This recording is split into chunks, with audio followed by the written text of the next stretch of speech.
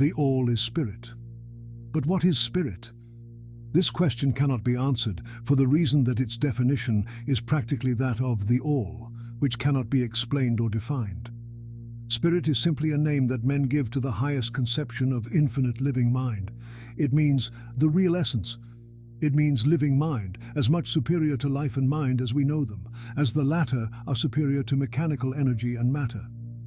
Spirit transcends our understanding, and we use the term merely that we may think or speak of the all. For the purposes of thought and understanding, we are justified in thinking of spirit as infinite living mind, at the same time acknowledging that we cannot fully understand it. We must either do this or stop thinking of the matter at all.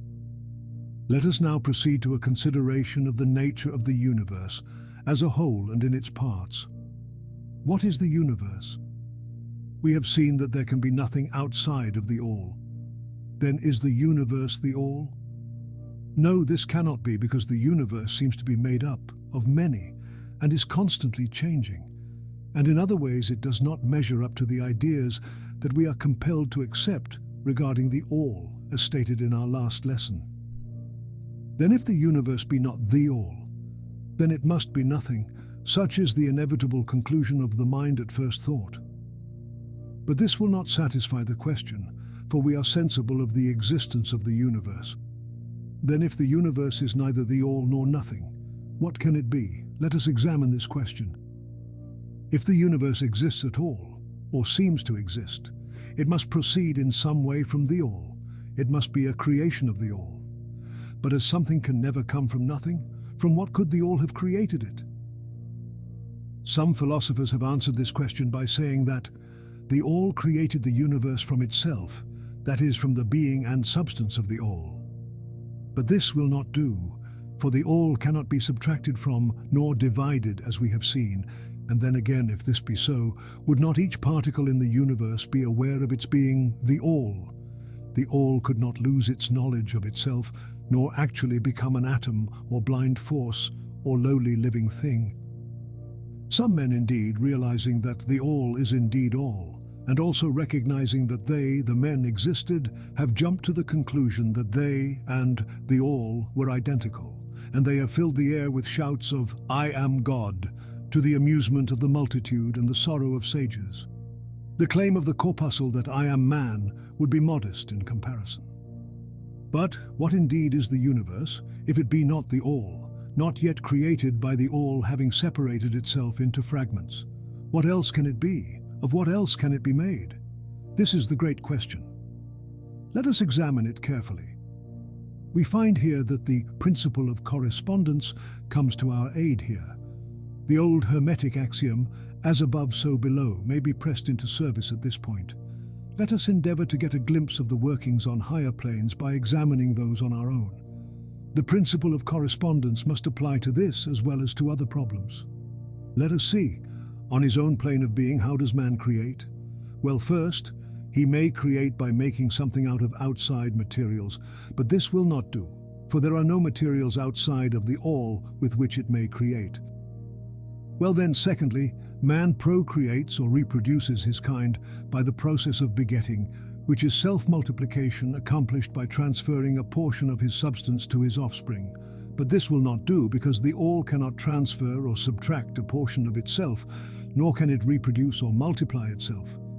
In the first place, there would be a taking away, and in the second case, a multiplication or addition to the all, both thoughts being an absurdity. Is there no third way in which man creates? Yes, there is. He creates mentally, and in so doing he uses no outside materials, nor does he reproduce himself, and yet his spirit pervades the mental creation. Following the principle of correspondence, we are justified in considering that the all creates the universe mentally, in a manner akin to the process whereby man creates mental images. And here is where the report of reason tallies precisely with the report of the illumined, as shown by their teachings and writings. Such are the teachings of the wise men, such was the teaching of Hermes. The all can create in no other way except mentally, without either using material, and there is none to use, or else reproducing itself, which is also impossible. There is no escape from this conclusion of the reason, which, as we have said, agrees with the highest teachings of the illumined. Just as you, student, may create a universe of your own in your mentality, so does the All create universes in its own mentality. But your universe is the mental creation of a finite mind, whereas that of the All is the creation of an infinite. The two are similar in kind, but infinitely different in degree. We shall examine more closely into the process of creation and manifestation as we proceed.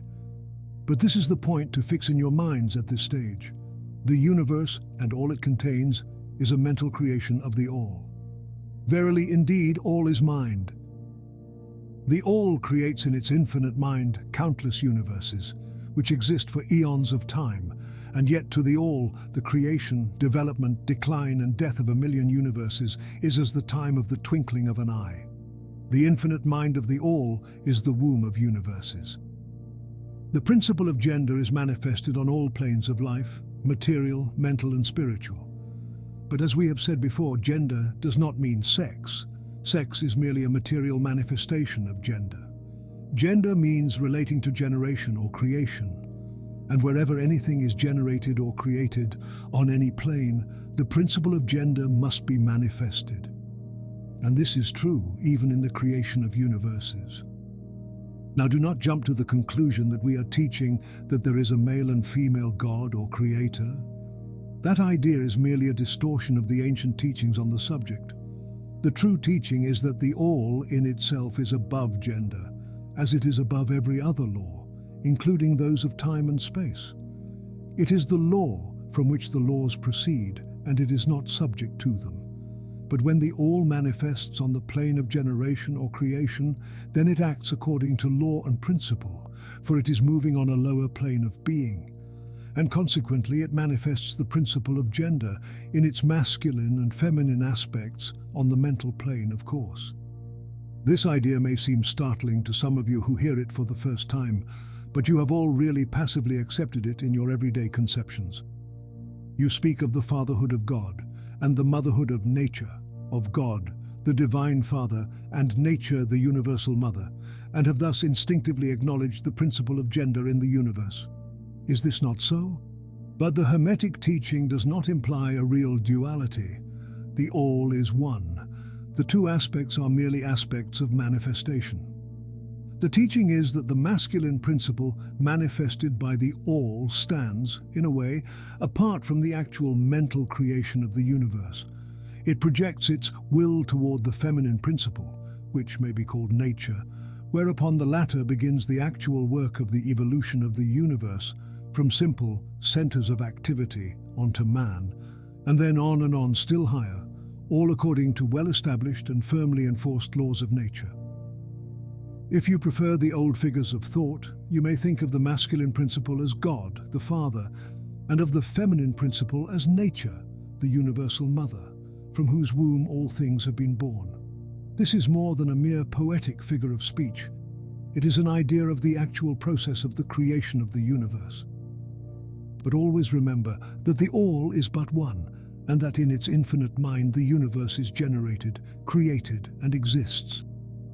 It may help you to get the proper idea if you will apply the law of correspondence to yourself and your own mind. You know that the part of you which you call I, in a sense, stands apart and witnesses the creation of mental images in your own mind. The part of your mind in which the mental generation is accomplished may be called the me, in distinction from the I, which stands apart and witnesses and examines the thoughts, ideas, and images of the me. As above, so below, remember, and the phenomena of one plane may be employed to solve the riddles of higher or lower planes. Is it any wonder that you, the child, feel that instinctive reverence for the All, which feeling we call religion, that respect and reverence for the Father mind? Is it any wonder that, when you consider the works and wonders of nature, you are overcome with a mighty feeling which has its roots away down in your inmost being? It is the mother mind that you are pressing close up to, like a babe to the breast. Do not make the mistake of supposing that the little world you see around you, the earth, which is a mere grain of dust in the universe, is the universe itself. There are millions upon millions of such worlds, and greater. And there are millions of such universes in existence within the infinite mind of the All. And even in our own little solar system, there are regions and planes of life far higher than ours, and beings compared to which we earthbound mortals are as the slimy life forms that dwell on the ocean's bed when compared to man. There are beings with powers and attributes higher than man has ever dreamed of the gods possessing, and yet these beings were once as you, and still lower, and you will be even as they, and still higher in time, for such is the destiny of man, as reported by the illumined. And death is not real even in the relative sense. It is but birth to a new life, and you shall go on and on and on, higher and still higher planes of life, for eons upon eons of time. The universe is your home, and you shall explore its farthest recesses before the end of time. You're dwelling in the infinite mind of the All, and your possibilities and opportunities are infinite, both in time and space. And at the end of the grand cycle of eons, when the All shall draw back into itself all of its creations, you will go gladly, for you will then be able to know the whole truth of being at one with the All.